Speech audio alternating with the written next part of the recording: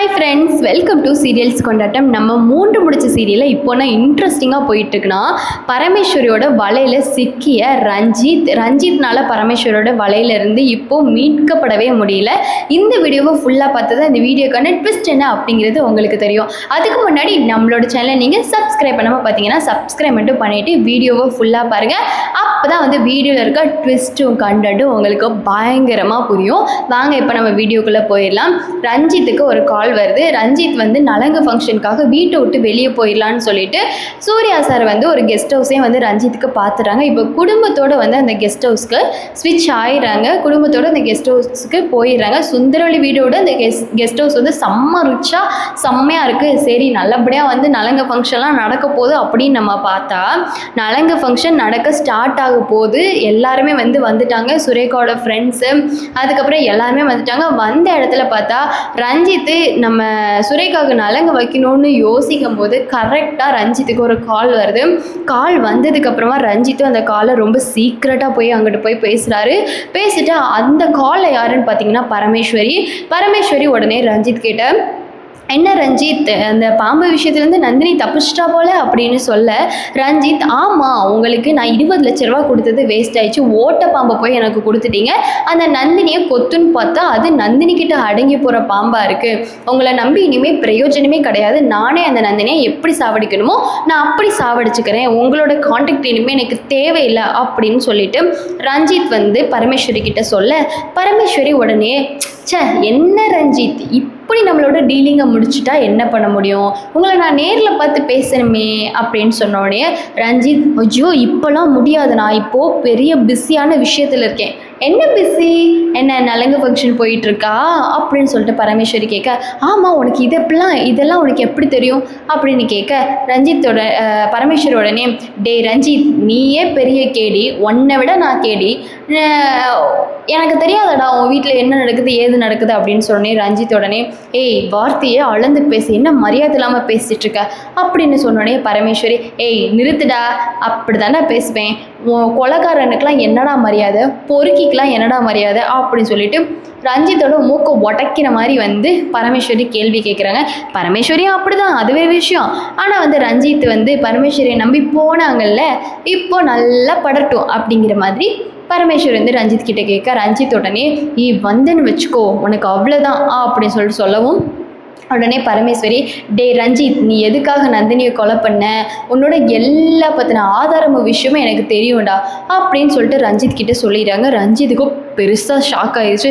என்னடா, இந்த நந்தினி தான் நம்ம மூளையை போட்டு கொடைன்னு குடைஞ்சான்னா, இந்த பரமேஸ்வரியும் நம்மளோட மூளையை இப்போ கொடைய ஆரம்பிச்சிட்டாலே நம்ம என்ன பண்ணுறது? இந்த பரமேஸ்வரிக்கு என்ன எவிடன்ஸ் வந்து கிடச்சிருக்கும்? நந்தினிக்கே கிடைக்காத எவிடன்ஸ் இந்த பரமேஸ்வரிக்கு எப்படி கிடச்சிருக்கும் அப்படின்னு சொல்லிட்டு ரஞ்சித் வந்து யோசிச்சுட்டு, இப்போது எதுக்காக நீ இப்படி பேசிகிட்டு இருக்கேன், நான் தான் உனக்கான பணத்தை தந்துட்டேன்ல, உனக்கு என்ன வேணும், இன்னும் என்கிட்ட நீ என்ன எதிர்பார்க்குற அப்படின்னு கேட்டோன்னே பரமேஸ்வரி, டே ரஞ்சித்து, நான் உன்கிட்ட ஓப்பனாக சொல்கிறேன்டா, அந்த வீட்டில் இருக்க குடும்பத்தில் இருக்க யாருமே நிம்மதியாக இருக்கக்கூடாது, எல்லாருமே நாசமாக போகிறத நான் என் கண்ணால் பார்க்கணும். ஆனால் அதுக்கு நான் பகடக்காயாக ஒன்றை தான் யூஸ் பண்ண போகிறேன் அப்படின்னு சொன்னேன். ரஞ்சித்துக்கு கோவம் பொத்துக்கிட்டு வந்துட்டு, பரமேஸ்வரி, உனக்கு அவ்வளோதான் லிமிட்டு.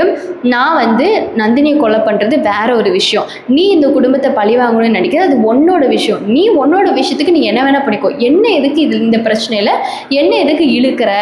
நானே போலீஸு அது இதுன்னு பயந்து தான் வந்து அந்த நந்தினியை போட்டு தள்ள பார்த்தேன்.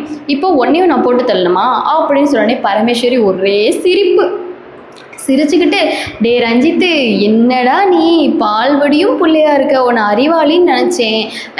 எந்த விதமான பெரிய விஷயம் சிக்காமலாடா நான் உன்னை மிரட்டுவேன், சிக்காமலாடா நீ வந்து எனக்கு தான் வந்து வேலைக்காரனாக இருக்க போகிறேன்னு நான் சொல்லுவேன் அப்படி சொல்லிட்டு பரமேஸ்வரி சொல்ல, உடனே ரஞ்சித், இப்போ உனக்கு என்ன வேணும்? என்கிட்ட இருந்து பணம் வேணுமா? என்ன எவிடன்ஸ் வச்சுருக்க அப்படி சொல்லி கேட்டோன்னே, சும்மா மிரட்டிகிட்டு இருக்காது சரியா, என்னை பற்றின எவிடன்ஸை யாருனாலையுமே கலெக்ட் பண்ண முடியாது, ஏன்னா யாருனாலையுமே மாட்டி விட முடியாது அப்படின்னு சொல்லிட்டு ரஞ்சித் சொல்ல, உடனே பரமேஸ்வரி, ஓ அப்படியா ரஞ்சித், சரி, நாளைக்கு சாயங்காலம் நான் சொல்லக்கூடிய இடத்துக்கு நீ வா, அப்போது நீ இதே மாதிரி பேசு, நான் ஒத்துக்கிறேன் அப்படின்னு சொல்லிட்டு பரமேஸ்வரி வந்து காலை வச்சிடுறாங்க.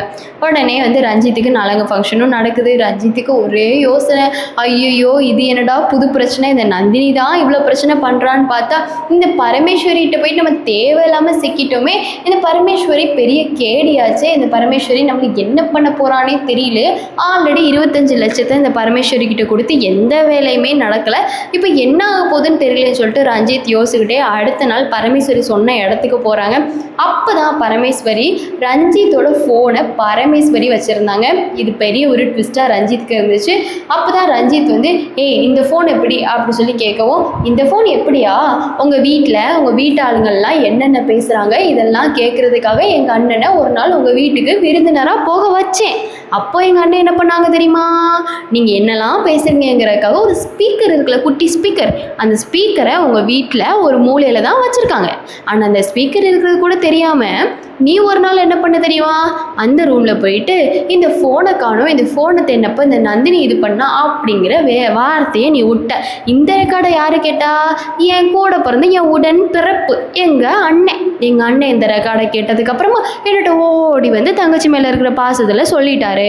உடனே நான் என்ன பண்ணேன், உங்கள் வீட்டுக்கே தெரியாமல் நைட் நேரம் வந்து ஆளை வச்சு உங்கள் வீடை சுற்றி சுற்றி தேட வச்சு யாருக்குமே தெரியாமல் பாம்பை விட்ட உனக்கே இவ்வளோ தைரியம் இருந்துச்சுன்னா அந்த வீட்டோட வாசலில் இருந்து A to Z அந்த வீட்டோட மேப்பை தெரிஞ்சு வச்சுக்கிற எனக்கு எவ்வளோ இருக்கும் அப்படின்னு சொல்லிட்டு பரமேஸ்வரி ரஞ்சித் கிட்டே வந்து சவால் விட்டுட்டு, அதனால் உங்கள் வீட்டை சுற்றி சுற்றி தேடினதில் உன்னோட ஃபோனு என்கிட்ட மாட்டிருச்சு.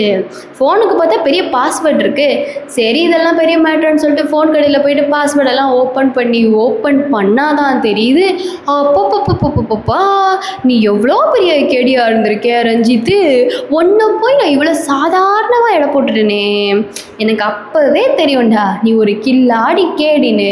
நான் 10 வருஷமாக இந்த தொழிலில் இருந்தால் நீ வெறும் ஒரே வாரத்தில் ஒரே மாதத்தில் ஒரு கொலையை பண்ணிவிட்டு அதை மறைக்கிறதுக்காக பாம்புங்கிற ஒன்றை கண்டுபிடிச்சி நந்தினியை கொலை பண்ண போன விஷயம் எனக்கு தெரியாதா?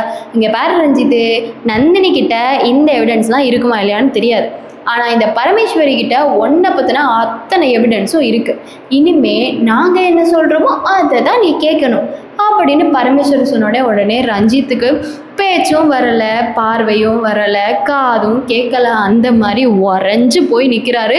உறைஞ்சு போய் நின்றதுக்கப்புறமா பரமேஸ்வரி கிட்ட ரஞ்சித், இப்போ உனக்கு என்ன வேணும், பணம் வேணுமா என்கிட்ட இருந்து அப்படின்னு சொன்னோன்னே, சேச்சே ரஞ்சித்து, இந்த 25 லட்சம் வாங்கின மாதிரி அடுத்த ஒரு 25 லட்சத்தை வாங்கிட்டு இந்த விஷயத்த ஒரேடியா விடுறதுக்கு நான் என்ன முட்டாளா? உன்கிட்டேருந்து உறிஞ்சு எடுக்கணும். அதுக்கு என்ன பண்ணணும், நீ எனக்கு மாதம் இவ்வளோ பேமெண்ட் எனக்கு நீ கட்டிக்கிட்டே இருக்கணும் அப்படின்னு பரமேஸ்வரி சொல்லவும், ரஞ்சித்து ஆஃப்டர் ஆல் ஒரு பணத்துக்காக தான் நீ இப்படி என்னை மிரட்டிகிட்டு இருக்கியா, என்கிட்ட இருக்க மொத்த சொத்தையும் நான் உனக்கே கூட எழுதி வச்சிடுறேன், நீ வந்து இந்த வீடியோவை யார்கிட்டையும் காட்டாமல் என்கிட்ட கொடுத்துரு அப்படின்னு சொல்லவும் பரமேஸ்வரி, சேச்சே அப்படி ஈஸியாலாம் கொடுக்க முடியாதுப்பா அப்படி சொல்லிடுறாங்க.